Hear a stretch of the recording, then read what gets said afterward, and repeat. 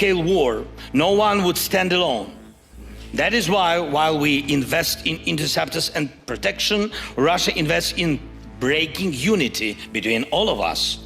And Russia still has accomplices, regimes like North Korea and companies across the globe, many of them from China, that bypass sanctions and provide components for Russian weapons, Russian missiles. On top of that, Putin still has guarantees of financial stability. But let's not close our eyes to the problem. All right, family, welcome back to this platform once again. Right now, what are we going to look at? We are going to look at what Zelensky, the president of Ukraine, is saying. He made a wonderful speech for the Ukrainians and to the world. He is saying, he's accusing Russians that they are the key people that are responsible to what? Destabilizing the world. They are responsible. Their action is key to what? Destroying the unity that the world has held for ages. Russia is key on destroying that unity among the world. Why is he saying this? He's saying this, there's a triple allegiance or triple alliances that are fighting them day in, day out, including the Chinese, including the North Koreans. Whether Iranians are also involved, the Iranian soldiers are also involved, attached to Russia, fighting them. So he is saying that people of Russia are using the Chinese and they are using the North Korean in support together with the army. They are fighting them. So that means there is three people fighting them day in, day out, destroying their territories. Now, that's what he said. We are going to look at it. Let's look at the wonderful speech wherever he made to the world and to the people of Ukraine. Let's listen to it. Thank you for your attention to Ukrainian people, and for supporting our independence and our Ukrainians. And I want to especially thank those who stand with us, not only in words or not only in emotions, not only in the hope for more security, but in real action, in real work, in concrete help, like Germany, like Mark, like Ursula, Antonio, Roberta, and all our friends from the United States and all our European friends. Thank you so much for all your support. Thank you. And if you are a European leader and you meet Mark Rutte, you will definitely hear the word pearl. And not just once. And very serious things, really. He starts and ends every conversation with a call to support pearl. And he's right to do so. Thank you, Mark. Pearl is a program that allows us to buy Patriot missiles in the United States and other weapons that protect Ukrainians from Russian attacks, of course. Most of the air defense missiles that can stop Russian ballistic missiles come to us thanks to Pearl. And Pearl exists because of Europe, it's true. Europe is paying for our ability to stop ballistic attacks. Thanks everyone who helps us. Thank you.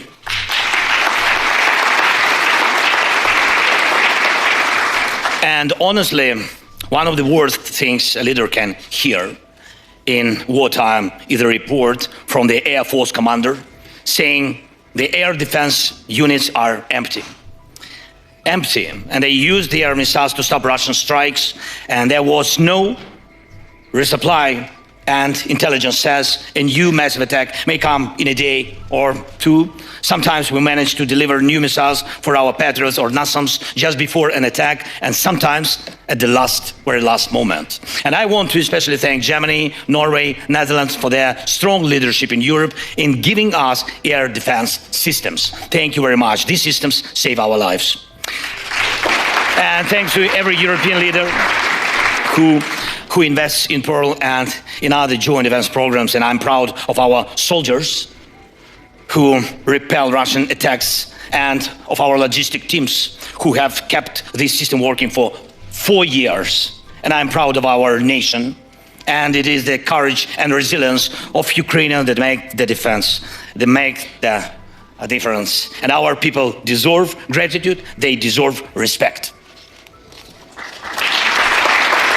Thank you so much. 4 years of full-scale war. Today I want to show you what that really means. And I want you to ask yourselves, are you ready not only for the challenges that Russian aggression brings, the challenges of modern war, but also for the constant effort to convince the world to fight for support to defend your country's interests every single day, as Ukraine must do. The world is built on interests, and you have to work tirelessly to align interests and help partners see what this brings. And when you see what is coming, we will be able to convince those in power to act preventively, to stop the evil before it destroys everything. Right now you can see a visualization of one of Russia's attacks. Many of you were already here in Munich when this strike took place. Russia launched 24 ballistic missiles, one air-launched guided missile, and 200, can you imagine, 219 attack drones against our cities, Kyiv, Dnipro, Odessa. Just one attack, just one night. Our air defense used the missile that arrived from our partners just a few days earlier. They came on Sunday, it's true, and on Thursday night, the missiles were already protecting our skies. And that is just one night, but Russian attacks happen almost every night in Ukraine, and at least once a week massive strikes. Still, Ukraine has endured 1,451 days of full-scale war, longer than anyone predicted. And I want you to understand the real scale of these attacks on Ukraine. As you can see, in just 1 month, this January, we had, you see it, we had to defend against 6,000 attack drones.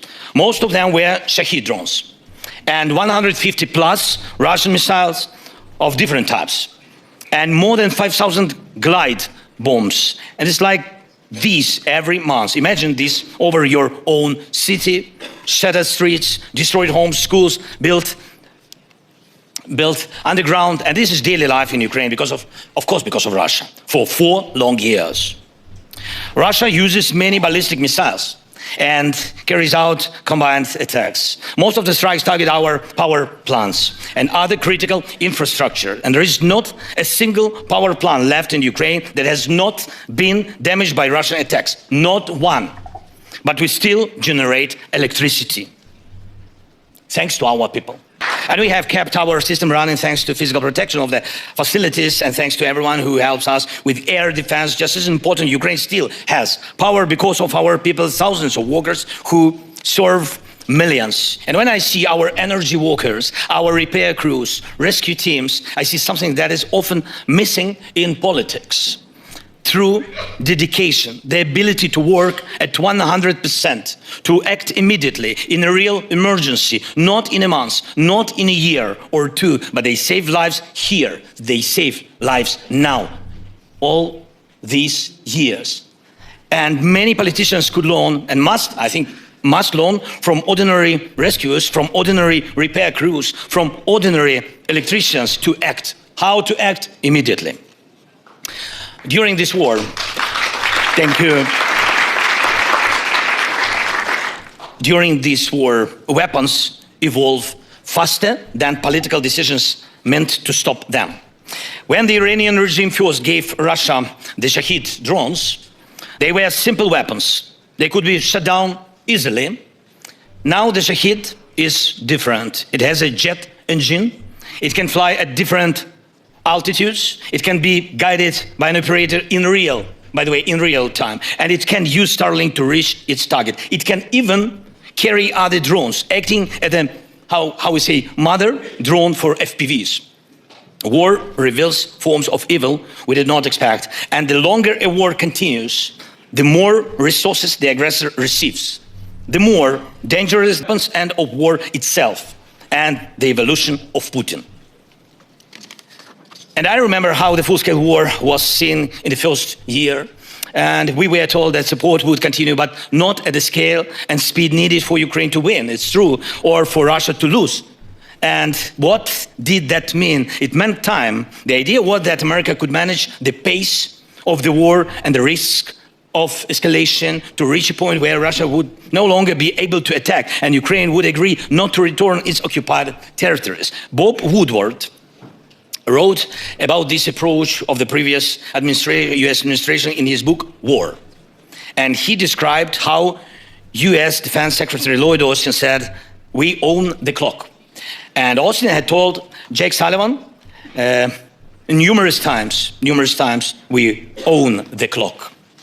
And Woodward writes that Sullivan was constantly learning from him. And of course, we are grateful for all the supplies we received. But you saw how it was, how long we had to push, to be allowed to get stronger and stronger weapons. Months for HIMARS, months for tanks, years for aircraft. Everything took time. This did not make the situation easier for anyone, because in war, the war itself owns time. And it uses the time against people, of course. That is why not a single day, not a single opportunity to protect life can be wasted. Everyone who seeks security and peace must understand this. Every day matters. And I'm grateful to every American heart that was helping us no matter what. Thank you. Without you, Americans, Europeans, and everyone who stands with us, it would have been very, very difficult to hold on. Thank you very much. Right now, on the streets of Munich and other cities, people are calling for support for freedom in Iran. We saw it. And Ukraine does not share a border with Iran. And we have never had a conflict of interest with the Iranian regime. But the Iranian Shahed drones they sold to Russia are killing especially our people, Ukrainians, and destroying our infrastructure. The Iranian regime has already done and can still do more harm than many other regimes could do in this century. And yet this regime still exists. And it hopes to survive everything, even this crisis. Today, the people of Iran expect from the world what we in Ukraine needed on February 24th, when the Russian invasion began: unity, determination, and speed. Of course, speed. Speed in support. And regimes like the one in Iran must not be given time. When they have time, they only kill more.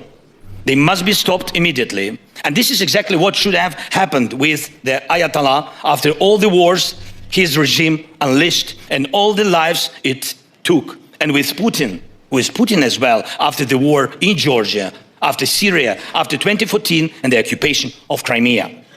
But even in these conditions, when we cannot know how long this war will last, we do everything to keep life going. And today, Ukraine has more experience than anyone in the world in defending against all types of drones. Every night we face fewer than 100 Shahed drones. Some nights there are 400 or even 500 attack drones. And Ukrainians shut down almost 90. Can you imagine? 90% of them. But still not 100. And we are doing everything to increase that rate. Among other tools, we use different types of interceptors. And what you see now are real videos of those interceptors, by the way.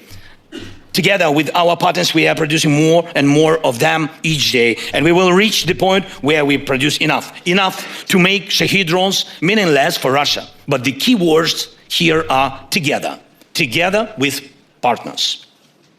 And there is no country in Europe that could rely only on its own technology and money to defend itself. In a full-scale war, no one would stand alone. That is why, while we invest in interceptors and protection, Russia invests in breaking unity between all of us. Our unity with you, unity in Europe, unity in the Euro-Atlantic community. They want to break it. Why? Because our unity is the best interceptor against Russia's aggressive plans. The best one, and we still have it.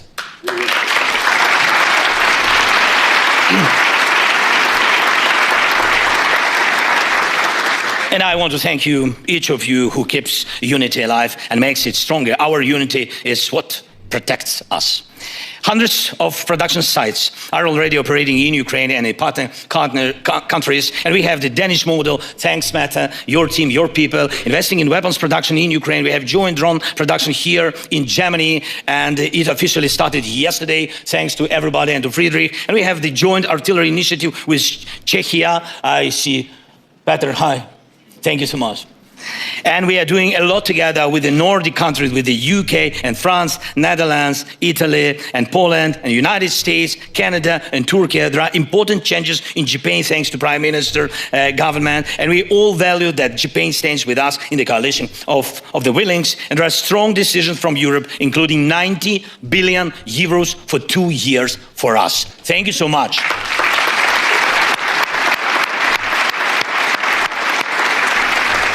And this is a serious guarantee of Ukraine's financial stability. And thank you for every strong decision for all our joint work. But let's not close our eyes to the problem. And Russia still has accomplices, regimes like North Korea and companies across the globe, many of them from China, that bypass sanctions and provide components for Russian weapons, Russian missiles. On top of that, Putin still has guarantees of financial stability. A large part of those guarantees lies here in Europe, in European seas. I mean, Russian oil tankers still move freely along Europe's shores, in the Baltic Sea, in the North Sea, and in the Mediterranean. In total, Russia still uses more than 1,000 tankers. Each of them is, in fact, a floating wallet for the Kremlin. And I recently discussed this with President Macron, with President von der Leyen, and with other leaders, and thanked them for their willingness to fix this. We spoke about updating European legislation so that Russian tankers can not only be detained, but blocked. This is important, to block all these tankers, and they are all confiscated, the way the United States acts against shadow-fleet tankers near its own shores. And it works, really. Without all money, Putin would not have money for this war. Let's make it possible. And now I want to speak about the cost of war on the ground. What does 1 month of war mean for Putin? Just in December, our forces eliminated 35,000 occupying soldiers, killed and badly wounded. In January, there were fewer Russian assaults, and as a result, Russia's losses were about 30,000 killed and badly wounded. There is even a clear price Russia pays for every kilometer of occupied Ukrainian land. On the Donetsk front, it's one of the most intense areas, and everybody knows about it. The price Russia pays for 1 kilometer now is 156 soldiers.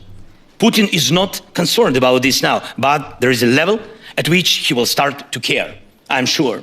Every month, Russia mobilizes about 40,000 people, a little bit more, 42, 43, sometimes. Not all of them reach the front line. So overall, the size of the Russian contingent in Ukraine is not growing this year. For our army, the mission is clear: to destroy more Russian occupiers, because they are occupiers. And the goal is specific, at least 50,000 per month. Even for Russia, that would be serious, I'm sure. And it would affect Putin's decisions, because we are speaking mainly about frontline troops, those leading the assaults and attacks. Mr. Ischinger said in an interview before this conference that as long as Ukraine is defending Europe, the danger is not so great. And if we speak plainly and maybe a bit cynically, that is more or less the situation today. But look at the price. Look at the price. Look at the pain Ukraine has gone through. Look at the suffering Ukraine has faced. It's Ukrainians who are holding the European front. Behind our people stand an independent Poland and the free Baltic states. There can be a sovereign Moldova and a Romania without dictatorship. And even one victor can think about how to grow his belly, not how to grow his army to stop Russian tanks from returning to the streets of Budapest.